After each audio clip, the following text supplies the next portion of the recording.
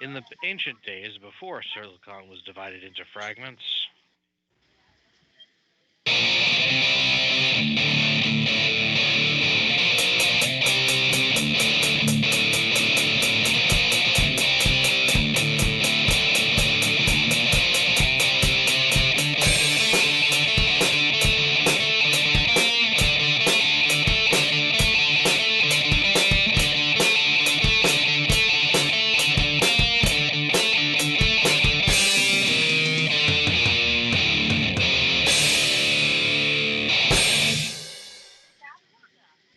All right, welcome to another installment of the Fragments of Silicon European interviews.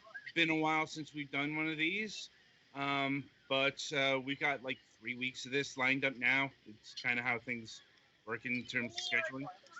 Anyway, joining us this week, uh, oh, we are getting voices. Like, anyway, right. So joining us this week is Fabio Ferrara of Chubby Pixel.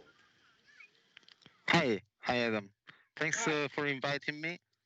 It's no been problem. a nice pleasure and really great initiative for indies, since we really have few visibility on channels. So something like your initiative is really welcomed from us. And Understood. so thank you. No problem. No problem. Right. At the top here, I should mention that we are currently giving away 3 copies of Chubby Pixel's Suicide Guy VR in our Discord server over the course of the next 24 hours. So if you want to claim one of those codes, just enter our Discord server. You can do that by going to our Twitch page, and we have a link to our Discord server, and you can just follow the things that's in the Discord server to get one of those. Anyway, so getting to the interview proper, Fabio. We'd like to start by asking this question of our guests: what got you interested in video games? I have to say that I always wanted to try to make video games since I was 4 years old. So this was a dream that I tried to achieve in. We can say now I'm 31 years old. So it took me a while uh, to understand how to make one. I started to make games in 2011 at the university. So while studying um, arts at the Academy of in Milan, and I started to experiment, especially on my first games made in Flash. So I started, for example, on Newgrounds when it was still a thing, and after that I tried to make a more complete and longer games. So the first long game, the first complex game and complete game that I worked on was Whittletree, that was later released in 2013, and this helped, um, of course, to create a team. So when it was released in 2013, Mm-hmm. uh, I was able um, to build even a small team, and in order to continue the development of longer games. Uh, so the after the first game, we we tried to continue and develop even a more complex game. For example, we even developed some VR games in 2015 for Heaven Island and Heaven Forest. Those are all Steam games that we released for PC, and we even tried to experiment uh, with all the VR devices at the time. Of course, in 2015, still the VR was not uh, was not still very popular. Well, today is I think it's a lot more. Um, I can continue, or you have other questions, or Well, I'm not sure if I have to explain all the until now all the story of because it's a bit long. I mean, you can if you want, I suppose. But we can also talk about the original Whittletree, Sure. um, Yes, as well. I can explain a bit better about that first game, since I think it can be a pretty interesting stories for all other the indie developers. Since as I said, it was released at first on the Zura. Uh-huh. It was I'm not sure if the Zura is still a thing today, if it's still online, but it was a really small platform, and since it was still very hard for developers to publish on Steam, so I tried on that platform, but had very few sales at first. Uh, so that of course demoralized me a lot, but I tried to continue the development of it, and in fact, in the later that year, in 2014, I was able to release it on Steam. Since it's a platformer adventure game, very Hmm. very inspired, of course, by more Mario games. Uh, it's not a very popular genre on PC, on Steam especially, and but I think since it was one of the first, I think one of the few games platformer for PC had a pretty well success, especially on Steam. And later that we were even able to develop a deluxe edition to and bring it to Nintendo Switch and on all the other consoles. Of course, that took a lot more time. In fact, we released it in 2018 or 17 uh, after a lot more experience. Of course, we um, we gained during those years. Uh, so we can say that this first game was like a training for me and for the team. And after that, of course, we developed even a sequel for still for all the consoles. Hmm. And yeah, so this is pretty much the story of the first Woodle. The, And yeah, if you've had other questions I, regarding the game. yeah. Well, in terms of like what was it like developing Whittletree One versus developing Whittletree Two? So the first one is a much simpler platformer, since Mm-hmm. was of course our first game. We even had to study the game engine. Um, we used Unity 3D at it was Unity 4, if I'm not wrong. So it was uh, 6 or 7 editions uh, older respect to the new one. And so that was a 7 world simple 3D platformer, while the new one, Woodle 32, is an open world platformer. Uh, it even has a cooperative mode for 4 players. and even we even tried to make an online multiplayer, but with no success until now, because we are a small a team too small to develop an online functionality. Hmm. But in the end, we succeeded to bring it to Nintendo Switch. So for um for a team like ours was really um, a milestone to be able to bring an open world to this console.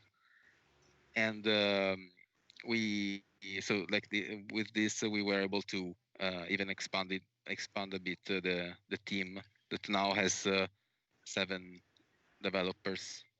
We are there is me, a developer and a designer and Hmm. programmer, another programmer, gameplay and camera programmer, Hmm. uh, a music artist, an illustrator, Uh, and 2D artist. so And it's sure, so you team of seven. yeah, 7. Yeah, we are five plus 2 external collaborators, external 3D artists. Mm. So And the core team is 5, we can say. okay. And who handles things like doing music for your games? There is another composer who is Eric Ferrari. Is one we he was a metal designer, and he composed the music for the first Whittletree and all our other games during those years, Mm. using Cubase and his guitar on the technical aspect. I see. And so, are you pleased with how the Whittletree games have turned out?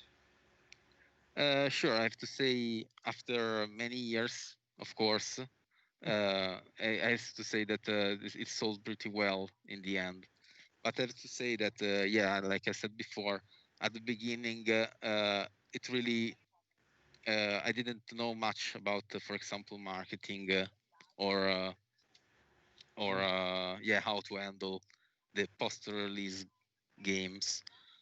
So I thought that simply I had to make the game and publish, and then it's sold by itself.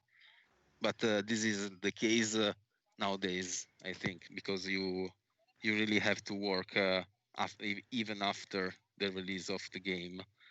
In fact, even today, I'm still marketing the first game, the first Woodle, even if it was released in 2014, so 6 Mm. years ago. Still is still selling a bit, but yeah, it requires a lot of work. Oh, no doubt, no doubt. I mean, especially with how crowded the market is today. Yeah, in fact, we really have to study every day in order to find new techniques. For example, even for marketing, find out what works, what is not working, and yeah, what, for example, what on what new games we need to work on. So, what is the genre that is going well today? So a lot of things to study. Oh no, oh yeah, indeed.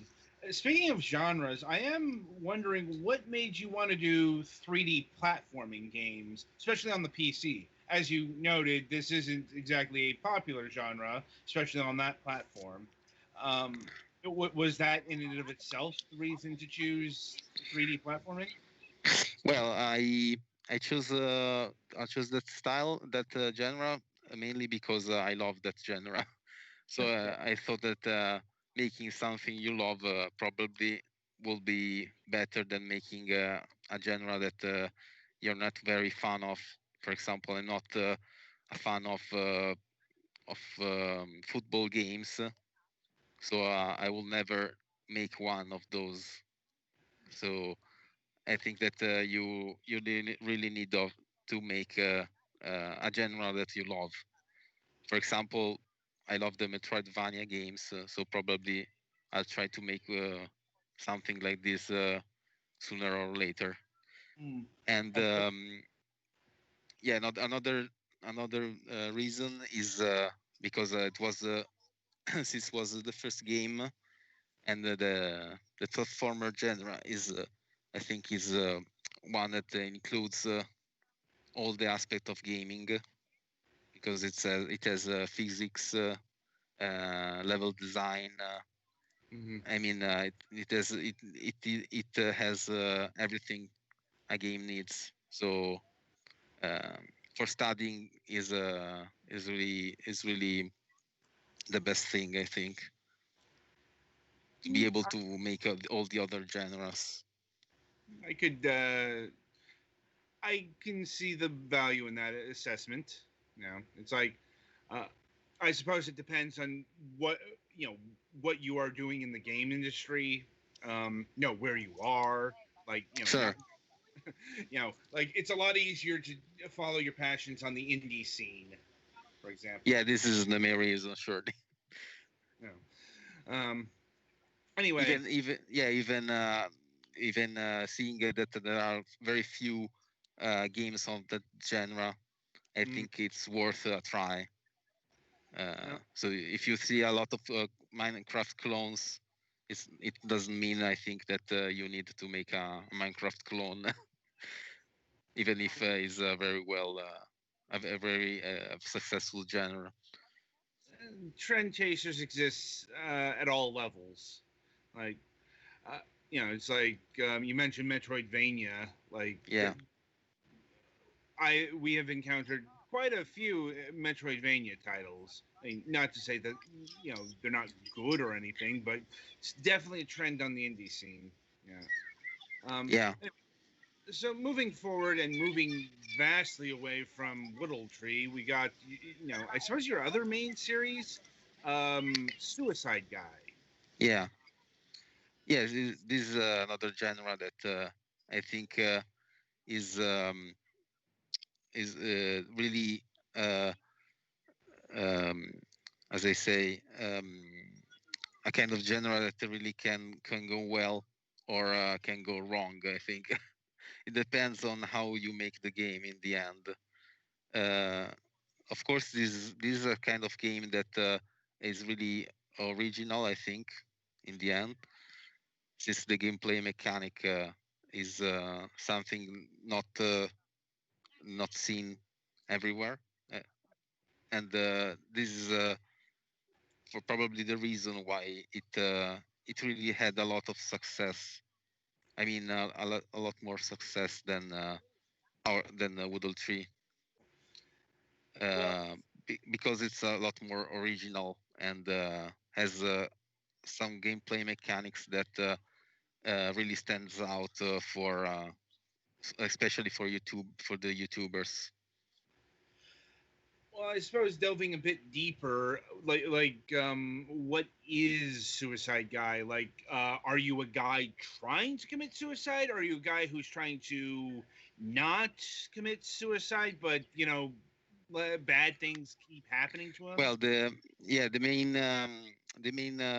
theme, the plot of the game, I mean, is that you're a guy that is actually sleeping, and you have to get out of those dreams by killing each in each of your dream. So you're not actually committing suicide in the game. Um, and while trying to get up, to wake up from your dreams, you're trying to save your own beer from falling in the real life.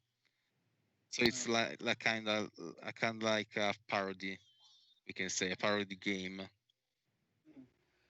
Like, is it a parody of a specific kind of genre? It's game Well, mechanics. it's a kind of it has a lot of we can say a parody of all the classic genre. where you have to survive, and is even a parody of films like Inception, for example. I'm not sure if you have seen it, where you need to travel across dimensional dreams, levels of dreams. Right. Um, and it is in every level it says a parody of one kind of one genre of game. For example, there is a level parody of Portal, Mm-hmm. where you have to use the portal mechanic in order to kill yourself. So you have the portal gun in order uh, to wake up. Right. And now, in terms of play control, um, like I suppose my question here is does the guy play smoothly or does he play very physics based? Like, is he struggling to move each limb? Like is it like one of those games like Octodad? Well, it's a first-person puzzle game.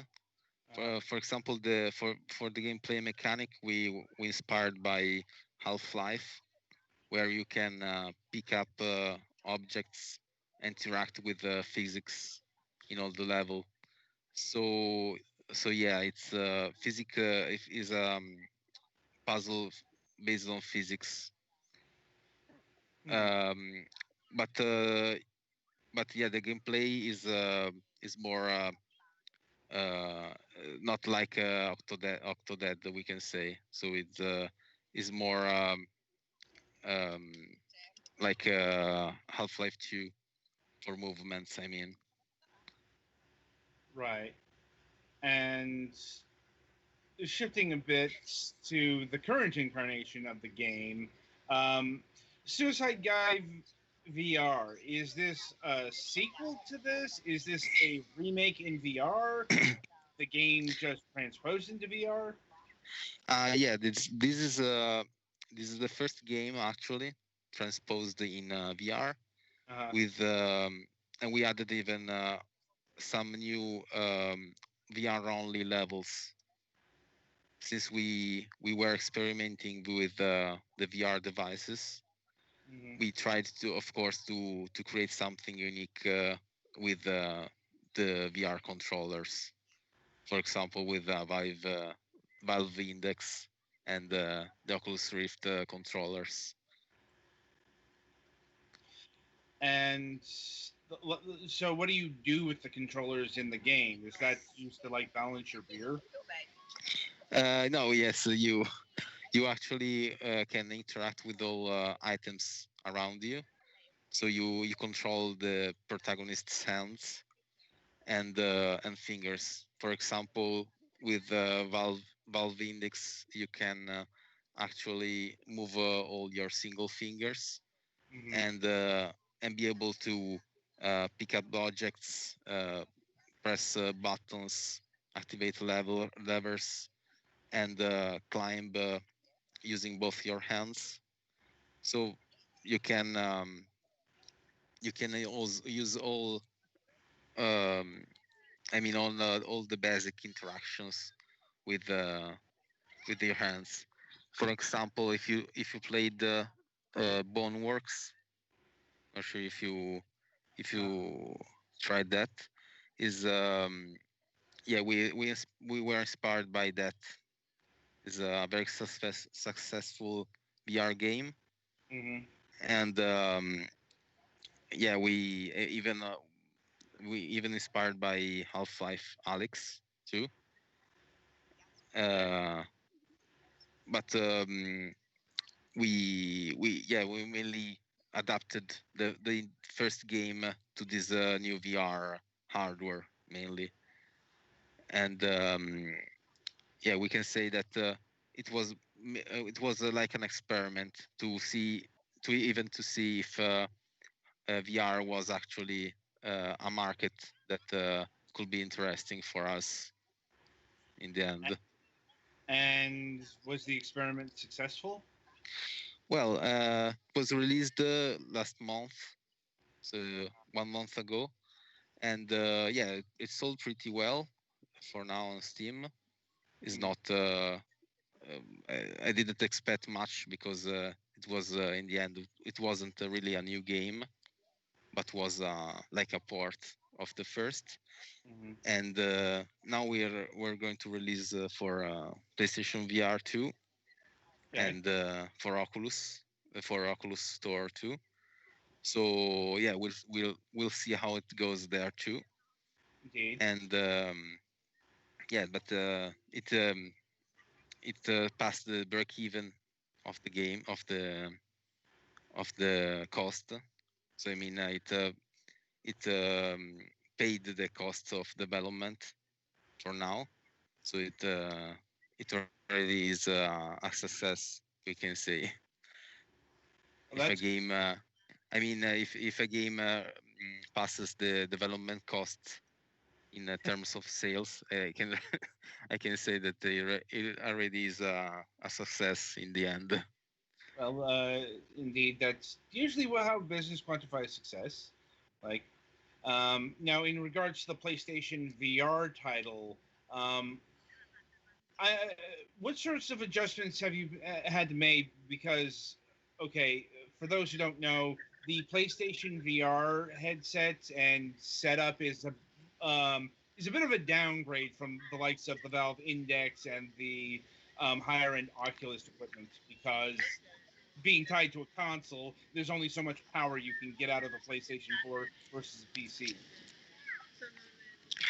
Yeah, this is. I have to say that we're still working on it, so I can say. Um, I still can't say much about it because Right. I don't have yet the experience on this hardware. But I know that probably will be very hard to make the the process of conversion. Hmm. But yeah, we'll see how it goes in the end. The first one, the first non VR game of Suicide Guy was we were able to release on PlayStation VR or PlayStation not VR Right. pretty easily in the end. But of course, we'll see on with this hardware how it goes. Well, hopefully it works out for you. Um, We'll see. Now, in terms of VR experimentation and implementation, um, do you think there will ever be a Whittletree VR game? I don't think um, it's adapted for a VR port. That game will probably work on a sequel on a Woodle third chapter probably, but Mhm. I don't think it will be VR since it's not a first person game. I don't think it will be um, it will fit well enough with the kind of game. And I know that, for example, this is a Lucky Tale. Uh-huh. This is a third person VR, but Yeah, in the end, I don't think it really fits the kind of game. So fair for enough. not for now. Fair enough, I suppose. Um, I suppose my final bit of question here today is are you working on anything not Whittletree or Suicide Guide related at the moment, or is it all dedicated to the Suicide Guide VR port stuff? Not for now. Yes, we are actually working on something new, Mm. um, but we're still in prototyping phase.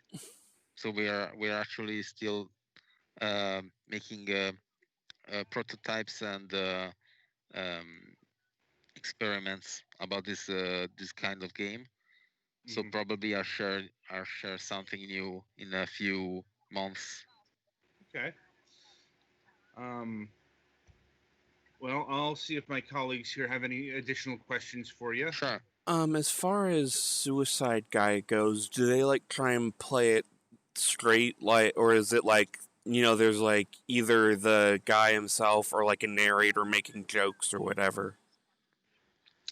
No, we don't have actually a narrative voice, even if we took inspiration from those kind of games.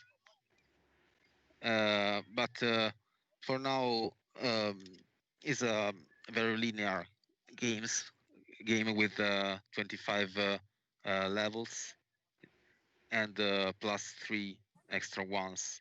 But all the all the jokes are made by um, the things that you'll find in the game.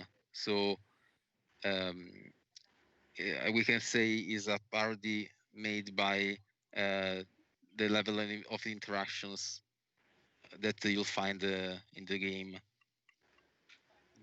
not by jokes, actually jokes, talking jokes. All right, fair enough. I think that's it from me. Dollar? I think pretty much everything I was thinking of has been covered. All right. Okay, great. Yes. So I think I'm about to do it for this moment in time. Fabio, it was good having you on the program. Thank you. It's like looking forward to hearing what you have next, and maybe we'll have you back on the program when that's Sure. about. With pleasure. Yeah. In the meantime, the game is Suicide Guy VR. It's currently available on the Steam platform for $6.99, and it is coming in the near future, let's say, to the Oculus Store and the PlayStation VR Store. Be sure to pick it up today. All right, so that'll about do it for this installment of Fragments of Silicon. Be sure to join us on Sunday for our review show. And until then, I shall wish you good gaming.